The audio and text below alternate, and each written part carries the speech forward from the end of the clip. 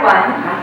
I'm Sophia Gushée, here with Elian, co-founder of Woom Center here on Bowery Street in Manhattan. And I am so excited to talk about this multi-sensory yoga studio that you started. I would love to hear, I actually have a list of words that I want to ask you what first comes to mind when I ask you some of these words. Okay. So maybe we'll just dive into that. Let's dive. Okay, so what comes to mind when you hear the word yoga? Breath. Sound. Life. Sound therapy. My life. What do you mean by that? I can easily say that there's a before and after. Before I began experimenting with this practice, and after. It literally changed my life, my perspective, the way that I approach anything really. Okay, so backtracking a bit, I read that you study breakthrough breathwork. Mm-hmm. Can you explain what that is? Because when I first asked you about yoga, you said breath. So what do you mean by that? It's a good question, Sophia. So the breath is a vehicle or a passageway into the soul. In every tradition, in all ancient languages, the word breath and the word spirit, or the word breath and the word soul, are nearly the same. I'm Israeli, so my native tongue is Hebrew. And in Hebrew, the word breath and the word soul are literally, there's just one little letter that differentiates the two. Breath, neshima, and soul, neshama. And they are connected. And it's been known by various cultures for thousands of years that the breath is a vehicle of attaining or glimpsing into non-ordinary states of consciousness. Yoga deals with the breath both by freeing it, allowing it, receiving it, and releasing it, and also by manipulating it, what we call pranayama, breath exercises. And all of these are various entryways into our experience as human beings. So this is what we see and what we experience, the body, objects, places, other people, is quite subjective. It's that we're constantly tripping on various chemicals in our brains, whether it is sadness or joy, falling in love, getting really angry. All of those are chemical manipulations that happen, and breath has the capacity, it has the potential to allow us to experience other, deeper, if you will, aspects of the self. Very much like plant medicine, or any other kind of mind-altering substance.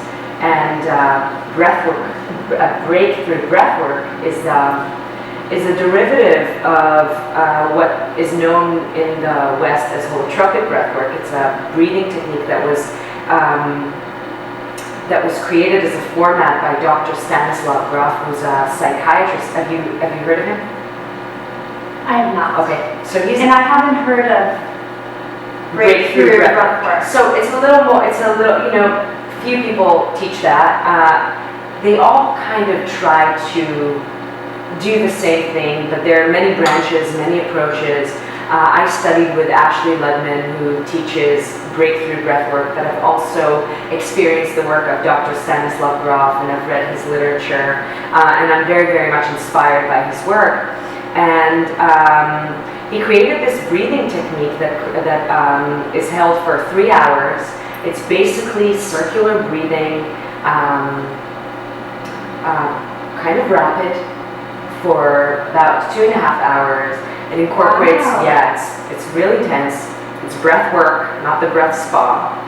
And it incorporates recorded audio and evocative playlists that kind of allows one to journey through the breath, through the various blockages within the body, within the mind, within the emotions, and float into non-ordinary state astral journeying and getting in touch with the transpersonal, the collective unconscious, and all that good stuff.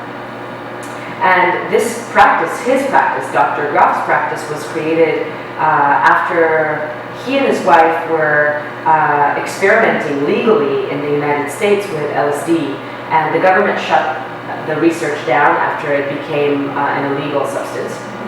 And they wanted to still explore consciousness and to map out the psyche. So they came up with this breath. So it's really nothing new. No one can really monopolize breath. But creating a formula, a format that really works, working in partners, having some body work, and also at the end drawing mandalas to express the personal experience in a non-verbal way.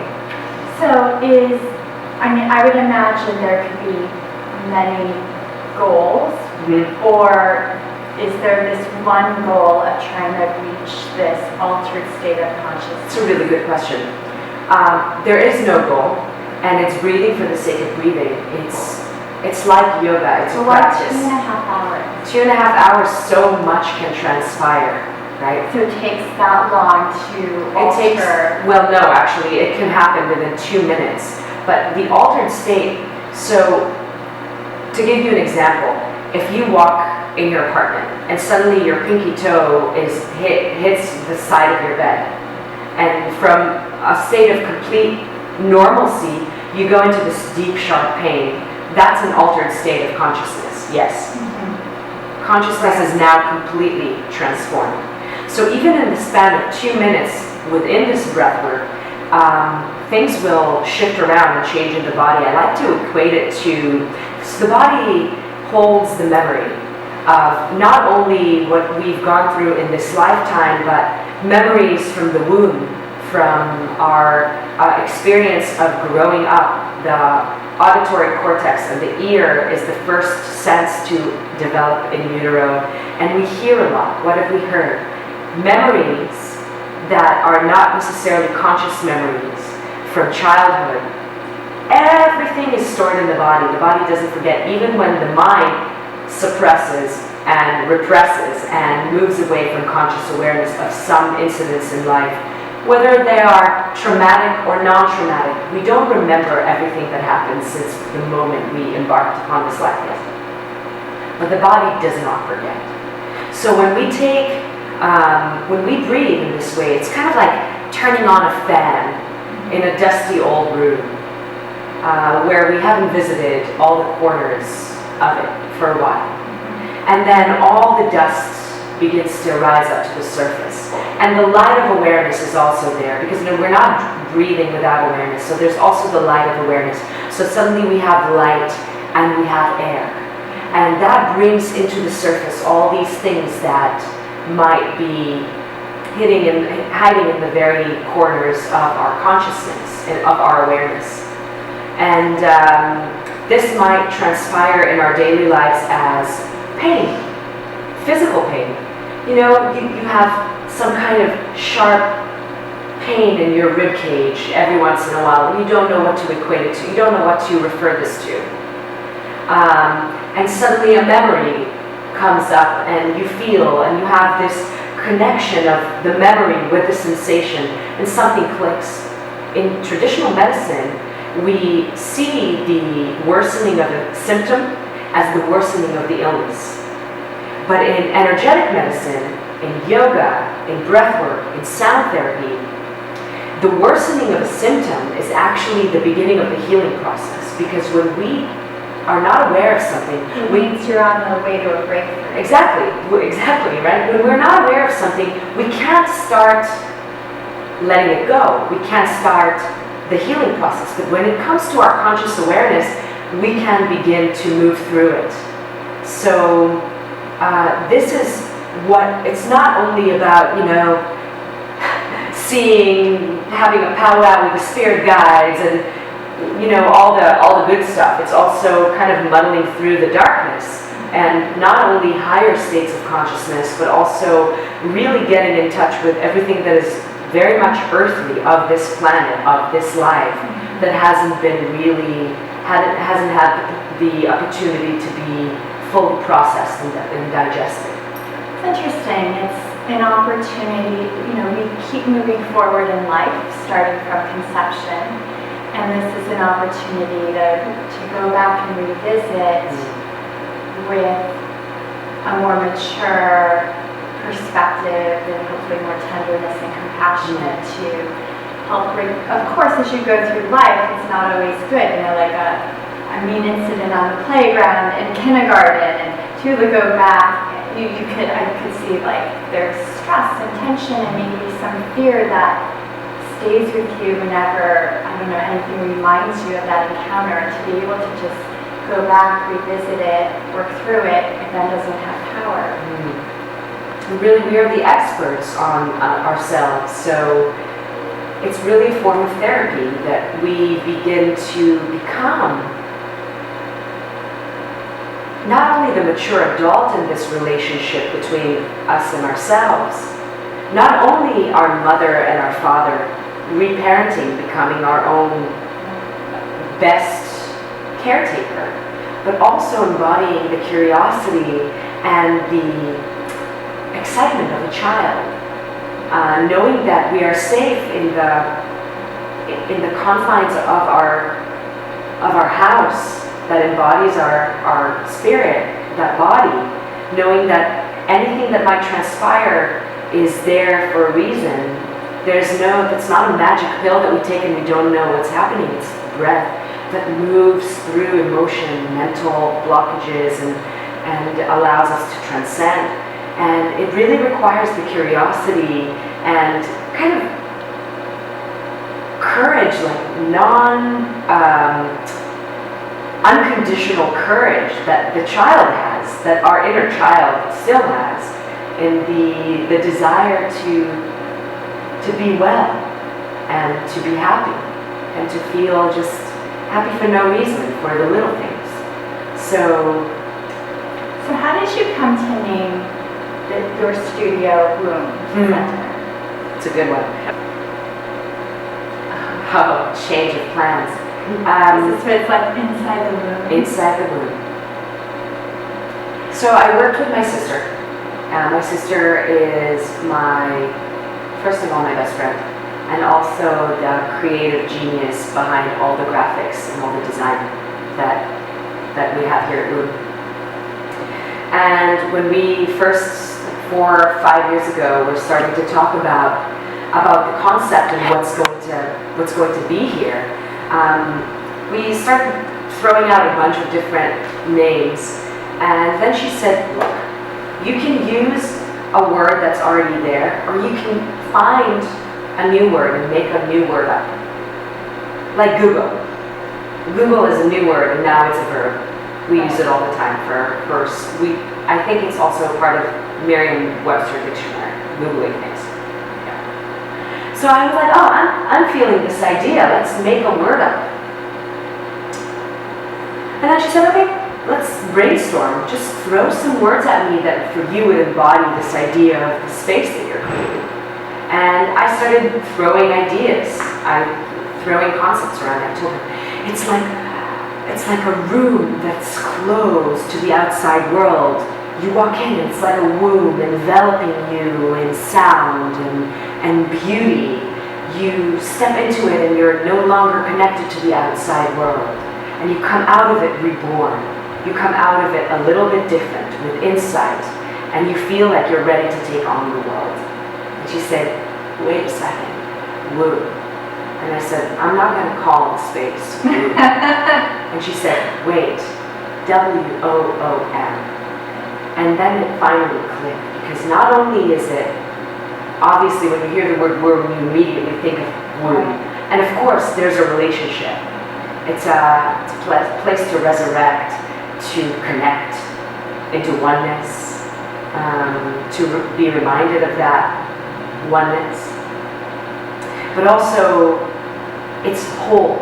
There's something whole about the word womb. When you see it written down, W-O-O-M, if you flip it over, it's again W-O-O-M. It's the same because, right? Woo is something that we do. Is something that we utter when we're in pleasure. Om is in there. There's something of a masculine and a feminine in there. And when you connect all three together, you actually get our logo, right? W-O-O-M, which is a circle, and two kind of sound waves colliding into this idea of kind of a DNA-looking thing. So it just was right. When something is right, you know it's right. You feel it. And it was just that. That's beautiful. I thought of reaching out to Woom Center because April is my website's ear meditation month. And I crammed a lot of my articles into this week because I was so busy. And I was just drafting an article about sound and how we become familiar with sounds in the womb. And science now has discovered that in month 7 or 8 in pregnancy, a baby can responds to the mother's voice, and the heart rate decreases as it does in relaxation. And then after the baby's born, even in a room full of a lot of noise and a lot of people, the brain is scanning the room for its mother's voice. And we know through brain imaging that a mother's voice lights up more parts of the brain than any other person's voice. So as I listen to how you came to name this studio, I can't help but think of that. It's so beautiful because it's also, Woom is the beginning. It's the beginning. Or a new beginning. Yeah. So with sound therapy, you responded, "It's my life." And so how did you grow to become so passionate about sound therapy and vibrations? I actually wasn't so passionate about sound therapy. I just it started with curiosity. Like this before and after. Yeah, so, but I didn't even know when my curiosity about sound began, it was in the context of partying. Honestly, we go to parties or concerts, and we're enveloped by sound, by music.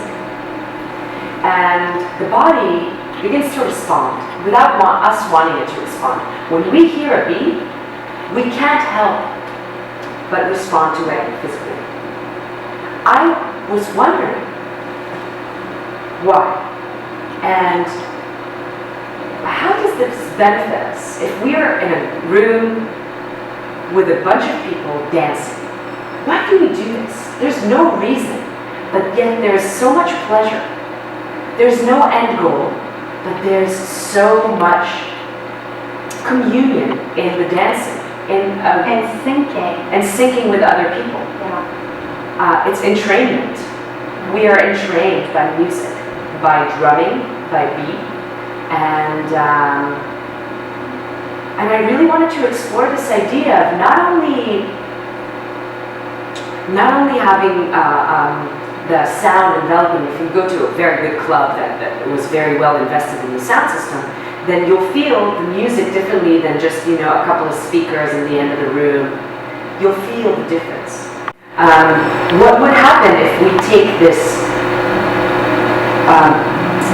party setting and instead of dance, we'll practice an ancient science in it, yoga, and move around like that as vibration of music begins to arrive at our bodies and at our minds, evoking emotions and all of that good stuff.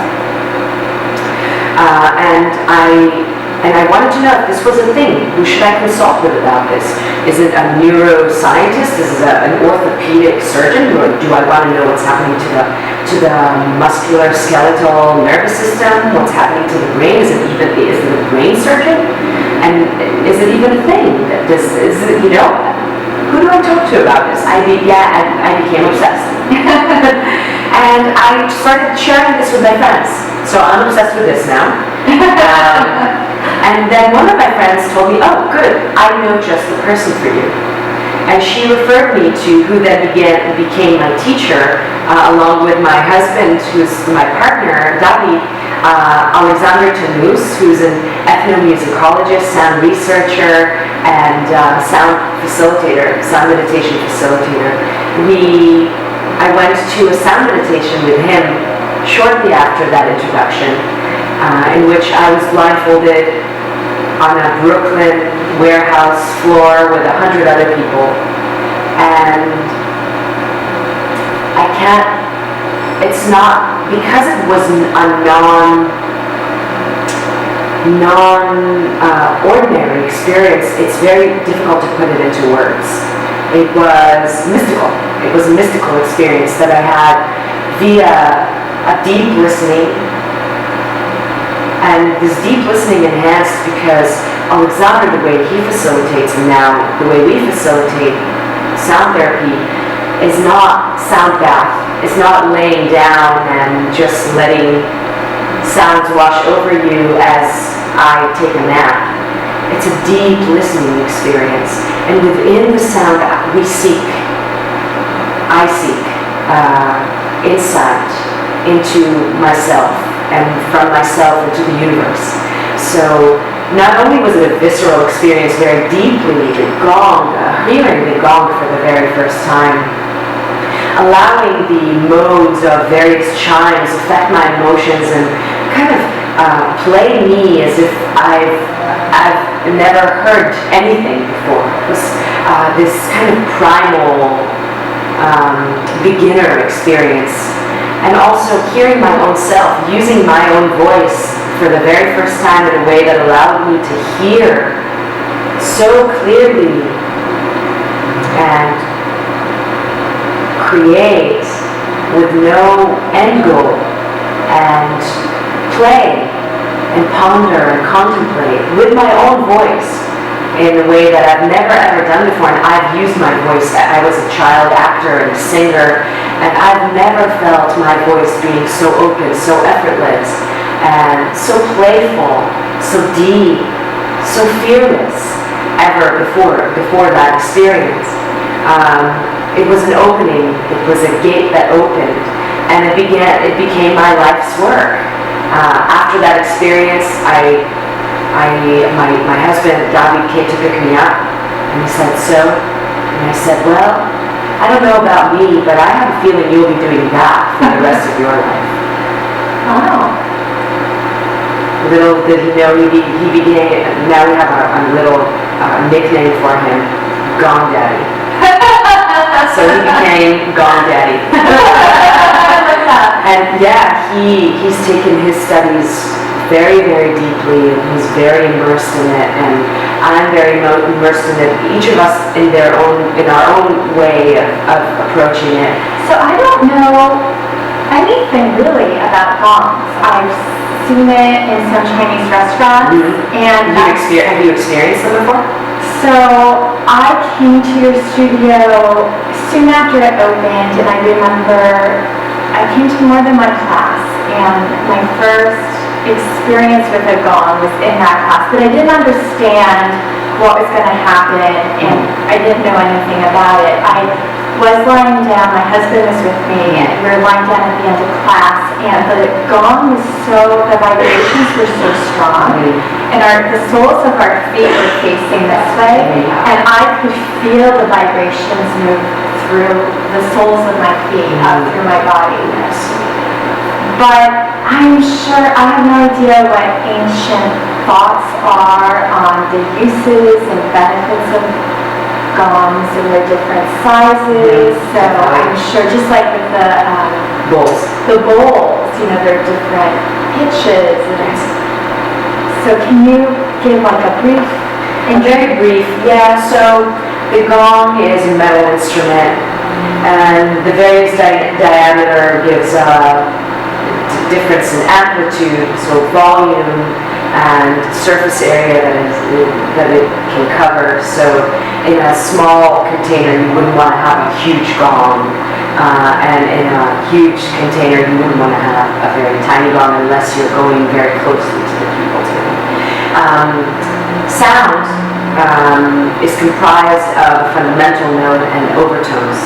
So everything in nature emits sound. From the things that we cannot hear, there's a hearing range for a human being, and we can't hear below it, and we can't hear above our hearing range. Below our hearing range is infrasound, and above our hearing range is ultrasound. But everything emits overtones. Overtones are tiny frequencies that are layered upon a fundamental frequency. So even in the sound of my voice, what makes the sound of my voice different to the sound of your voice is a different cocktail of overtones. And overtones are basically mathematical ratios made audible, made physical. So it's mathematics that we can listen to. Okay? And the gong, what makes the gong very special to all the other overtone emitting instruments such as bowls, chimes, tuning forks, and the rest, is that it emits a ton of overtones. It's very, very overtone rich. So between 50 and 100, maybe even more overtones. So in the listening experience, we can really sink into, and there's various ways, various techniques to play the gong to bring out of the gong various kind of tastes and flavors. So we can really have just a full journey just with the gong. It's very important not to label any of the portion of the experience as dark or scary, but let every moment experiencing the instrument be kind of like the instrument is an ally in this overarching quest. And for me, this overarching quest is to know myself better, to love myself deeper, and to release what needs to be released and welcome what I would like to welcome in. And to do that while listening. Now let's talk about the mind for a brief moment. So mind and consciousness, not the same thing. Thought is a part of consciousness, but consciousness doesn't need thought in order to exist. It's being. It is that which is. So as we lay down or sit up in sound meditation and we listen, suddenly thoughts begin to creep in about the email that was not sent, about a conversation maybe that ended on a bad note, about anything. Maybe pants don't really feel good out of my skin right now. The mundane begins to creep into the ordained. And sound, as an external stimulation, can be something to allow us to reroute. So I notice my thoughts because it's primarily a practice of awareness. I notice my thought, I smile at it, I'm kind to it, and I kindly move back to the sound. So during the experience of sound meditation, there is external stimulation that allows us to constantly repattern, reroute, and regroove, moving outside of our habitual patterns of thought and letting the monkey mind take a rest for a little while. If you know anything about Vedic meditation, it's the meditation of mantra or transcendental meditation. You receive a mantra, which is normally a one-syllable sound word. That the idea is to repeat it constantly inside the mind. So those work very similarly. So I imagine you have more benefits if you chant the mantra. Not necessarily. Not necessarily. So the vibrations don't give you added? They do, but in the meditation practice, so there's chanting. And in chanting, there's also, there's a lot of specificity. When we chant, the idea is to chant the right, if we're talking about Sanskrit chanting, yes. So the idea is to chant it in a specific way, in a specific syllables, specific vowel sounds, in a specific formula. There's a formula to it. That is the chant. If we change the formula around, it's no longer true to the chant. It becomes this beautiful other kind of experience, which we have with a lot of artists nowadays use Sanskrit mantra and make it a little more pop. I personally, oh yeah, definitely. I have no problem with it, but it's good to make a difference between this experience of communion with sound and this very specific way of chanting Sanskrit mantra. And it has a lot to do with the way we pronounce, the placement of the tongue inside the mouth. It's very specific sound. So when we chant inside our minds, it's not really chanting, it's more repetition of a mantra, of that word, that one syllable word, on and on and on, until it begins to become just sound and it loses some of its very specific form. And that fills our minds and takes away from the monkey mind going crazy. So Saturday I was reviewing highlighted sections of this book called Healing Mantras, which was required reading when I did a teacher training program a long time ago for yoga. And I then, in skimming my old notes, I decided, I read that in many ancient traditions and scriptures, 40 days is sort of a common theme. And I thought, I'm going to chant this mantra for 40 days and see what happens. What happened? And it took me the rest of day one to just remember the mantra. And which one was it? I'm probably pronouncing it wrong. Don't. Om Gum Gum Kutuye Namaha. And I noticed, like I took my children to a tennis lesson and I'm sitting on the bench going through healing mantras, and then another woman comes over to me and says, "It is so nice to see you not on your phone and just reading a book. I never see that." And I thought, oh, I was going to go on my phone later, I guess. So I sat there thinking, oh, what's that mantra I have to memorize? And I then thought, I'll just start singing it. No one will hear me. There are all these tennis balls getting hit. And it was so soothing. And then I noticed anytime I have an itch to check my phone, which is like, I have to stop at the corner because, the cars are going. I want to check my phone. All these moments I had this knee-jerk reaction to check my phone, and I thought, just chant. And I find that I can't wait for the time I can just carve out 10 minutes, even 5, to just sit and chant even more loudly rather than secretly in a crowd. But it's been very relaxing, very soothing, and just very satiating. Like, definitely there's an addiction with the phone. You get a hit of hormone, like feel-good hormones, and chanting the mantras has been a really nice antidote. So I have been reading this week, that's about the vibrations in the universe.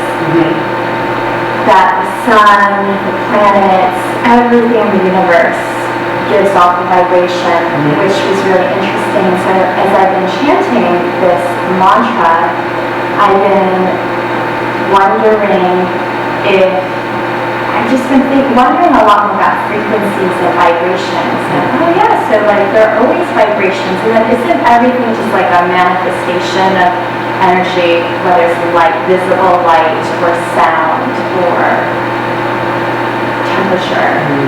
I'm just wondering how chanting and vibrations and sounds and becoming more in sync with these different frequencies, how that might alter us. I have no thoughts on it. I don't know if you do, but I just began wondering more about it.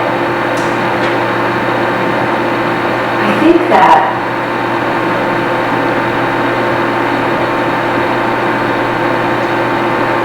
we have this collective human experience, and we also have the individual personal experience. And we're really all in this together, but we're all individually in this together. Sometimes we merge, and sometimes we're quite separate. And the true effects on daily life is what's really, truly interesting. At the grand scheme of things, how does it change my experience of being alive? My relationships, my relationship to the self. And it's almost not measurable, but it is measurable, because when you have a profound experience like what you just described on a tennis court with a bunch of people surrounding you, you were able to drop your habitual pattern, right? Immediately. You're like, I choose this over this. It's a healthy choice. And also you took a moment to reconnect, and then that, I don't know, you can tell me, but that affected you for so much time. Reverberated. Afterwards, Right. It's a ripple. Right. So I find that when I engage with any of this kind of, even if it's 5 minutes of chanting, oming, humming to myself, being in the presence of the Gong for an hour, chanting Hare Krishna for half an hour in community, I step out into the world and something shifts. And there's black, there's white, and there's a whole bunch of gray in between. And we live mostly in these grays, and our experiences are normally not so extreme in daily life. Sometimes they are. But noticing the shade in which we view reality after having the experience, noticing experience after experience. I noticed recently after I experienced the meditation here, I was receiving it, not giving it. I went into a birthday party with a friend shortly after. And something about me was aligned, and it was unmistakable. My conversations with people felt a certain way. They felt aligned. Something felt very complete. I felt very content. I felt at ease with the social circumstance. Not that I have social anxiety, but sometimes we get moments of awkwardness, and it's misalignment, these moments in which the mind plays tricks and we are unable to escape a cage of our own mind. And I was able to navigate. There was this flow state, and I attribute this flow state to the practice. Here's the thing about practice. It's not a one-time, one-off experience. We need to constantly revisit. Not one yoga class is not going to change your life, but consistent 1 year yoga practice is going to change your life, no doubt. So if there's a fire, and these experiences, both individual on the tennis court and in community, are the fuel and the wood that we constantly put into the fire of this awareness, of wakefulness, then as much as we can, we need to revisit. And I don't know if this, and I guess that's because I don't have a concise answer. Seems like it's a little bit of a dance. It is the dance. Well said. You know, sometimes with yourself, Yeah. in solitude, and sometimes with Others, with the world. Yeah. Yeah, definitely. Okay, let me finish my list. So we went through yoga, sound therapy, vibrations, vibrational therapy. I don't know what that means. Okay. Gongs, multisensory yoga. I thought that was so interesting because to me yoga has been simplifying. Yeah. And multisensory is unconventional. Right. So what do you mean by multisensory yoga and why were you inspired to create it? I was very inspired by non-ordinary states, by the psychedelic experience. And our senses are our most immediate way of interacting with reality, of receiving reality, processing reality. So multisensory experience, what we see, what we hear, how we're touched, what we smell, and then how we're nourished, how we taste. I wanted to invite, because yoga is about sense withdrawal, traditionally speaking. Right. However, yoga is union, is about uniting. And I felt that yoga is about evolution, constant evolution. You know, there are so many schools of yoga claiming to be the way. We do not claim to be the way. We claim to be a way. And we are so inspired by Ashtanga, by Iyengar yoga, by Katona yoga. We're inspired by Chinese medicine and physical therapy. So this union of multiple elements that comprise our reality. You know, in some places, practicing yoga and music is a big no-no. Right. Projections? What? We insert elements from dance into the practice. It's playful and contemplative at the same time. It's yin and it's yang. It's all of these various elements that create a really holistic picture. It's a way of experiencing the practice that allows for deep contemplation, because you really can lose yourself when we don't have nature here in New York. So being able to see a beautiful beach in Hawaii here in the room, so lovely. Being able to look at geometry and contemplate shapes and how they and patterns and how shapes create us. We are made of shape and we are also made of motion. We are made of vibration. It's an opportunity for vibration to commune with vibration. And also, in a way, externalizing the inner experience, the inner psychedelic experience. So bringing beautiful geometric shapes into life. It's inspiring. It's like moving through art. We worked with artists, with an artist, Dan Baker, who created all the visuals here, also took all the drone footage all over the world. So there's footage from Hawaii, from Cyprus, from various parts of the United States.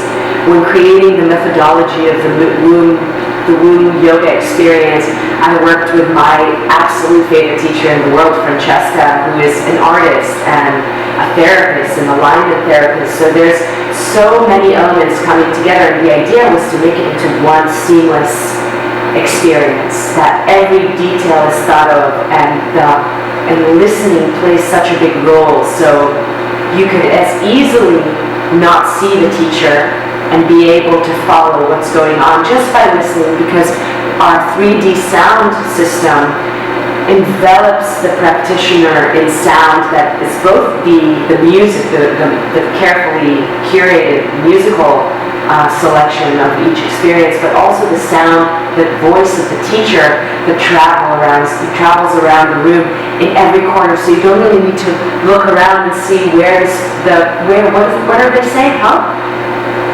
Everything comes together in harmony, and then it ends with a little portion of sound therapy in which Shavasana is inspired by sound, is inspired by listening. And then when we leave, we get to be nourished by something good, something of the earth, organic, little elixir. Right now we're really big on the golden milk. It's coconut milk with turmeric, black pepper, sometimes ginger, and a little maple syrup. Yeah. So really good for anti-inflammatory. So giving an added value to, we just let so much out. Let's let some goodness in at the very end. There's also an opportunity to connect after we've we've just done our thing for an hour and a half. Go outside, cheer for a better looking tomorrow. What is the opportunity in Shavasana? What is it for you? So I had learned a long time ago, and I don't know why, I realized recently that a lot of fans who do yoga didn't even think of Shavasana this way, but it's corpse pose. Yeah.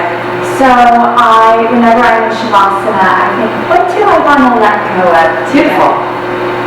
That's a beautiful intention to have in Shavasana. And also, Shavasana is an opportunity to end something and to allow for something else to begin. And sometimes, if you're trying to kill some persistent past, you have to try and kill it a few times. So if there's some thought pattern, some other habit or addiction that I would like to let go of, it takes more than one Shavasana experience to break free. Definitely. Okay, so what comes to mind when you hear the word Sanskrit? I don't know. Mystery, when I first learned more about it, I was fascinated by hearing that it's the language with the most precise mathematical precision, and that I think, if I remember correctly, NASA could create a computer program from this language. It's the only language. I don't know if that's true. I don't know. I've never heard this before. But there is so much mystery. So much mystery. Depth in Sanskrit, and the sounds. It's ancient. Yes. Yeah. And if you're going to chant a mantra, there's something special about the mantra being Sanskrit mantra. Yes. Though there's also something really special about chanting words that resonate with you for their meaning. Because when we chant mantra, and we don't normally chant mantra here at Woom, our vocal experience in the beginning of the yoga sessions is a form of wordless toning and vocalization using humming and open vowel, kind of open-ended, open vowel sounds. Sometimes we use English. Sometimes we use Sanskrit as well, but there's something to be said about affirming truths. Words have a creative energy, right? We speak things into existence. The first words of the Bible, in the beginning was the Word, and the Word was with God, and the Word was God. Words, sound, have creative energy. What we hear all the time is our own voice. We hear ourselves, no matter who else we're listening to, we are also there. The sound of our own voice is also present. So what we say shapes our reality the most. And if I repeat to myself an affirmation, a mantra in English, I will take something very, very simple for now. I am strong. And I say this. Maybe I am strong when I feel really weak. Doesn't work. Because there's too much of a gap between what's actually happening and what's delivered by the words.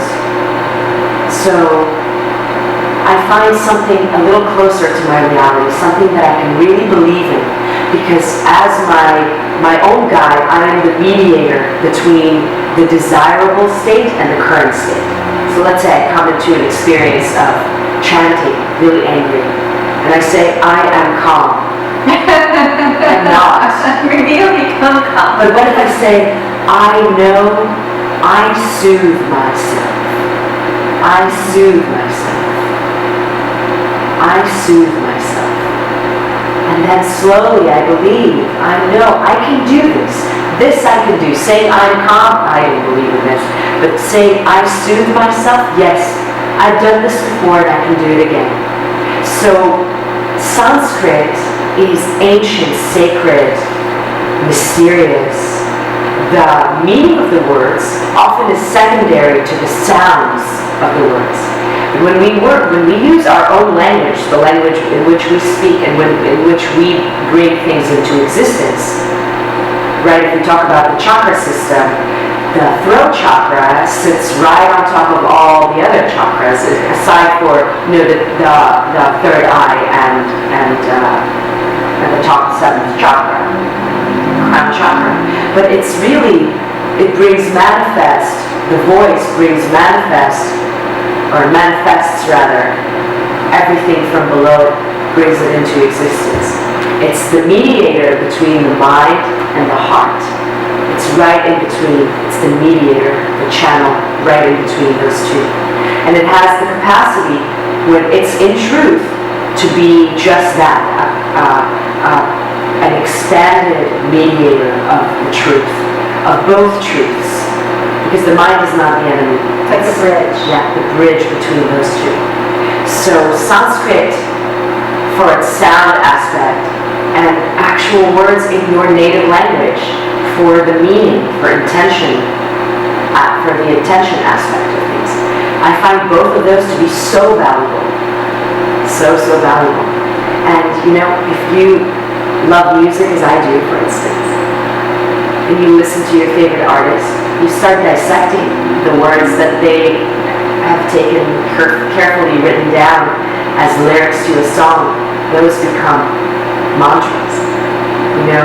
For me, like a Radiohead song, Everything in Its Right Place, a Bob Marley, Everything's Gonna Be Alright.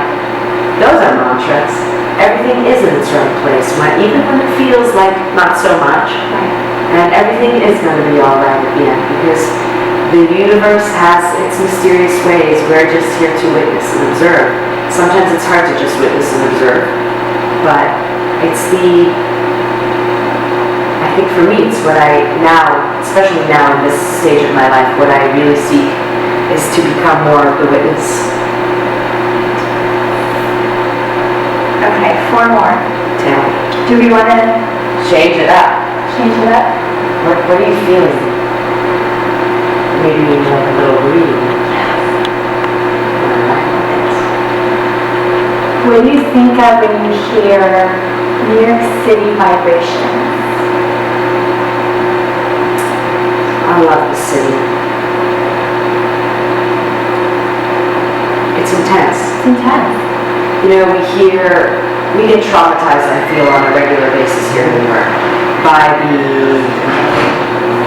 the sirens, noise, pollution, by crazy people on the street. And we're also the crazy people on the street. Every once in a while, I'll walk around the street and ugly cry.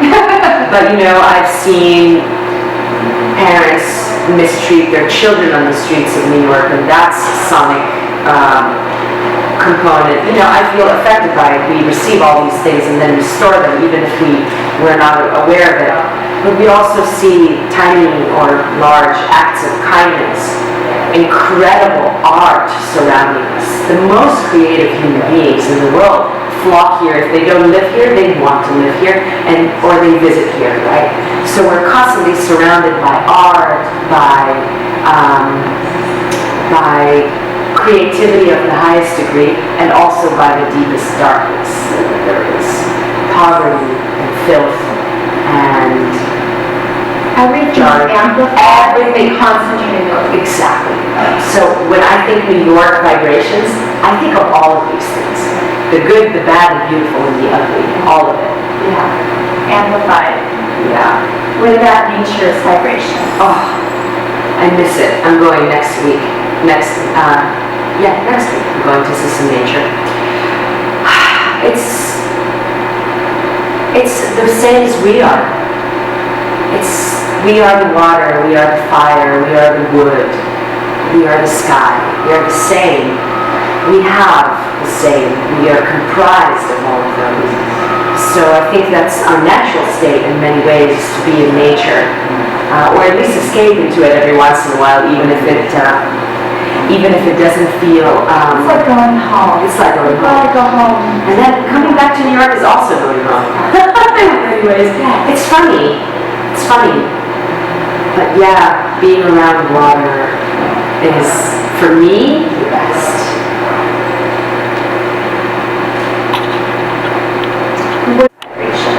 I say you're absolutely right. My last question, and then I want to hear about the Portugal retreat. Oh yeah, I would love to talk. My last question is for you to finish this sentence. I wish more people knew blank. How magical they are.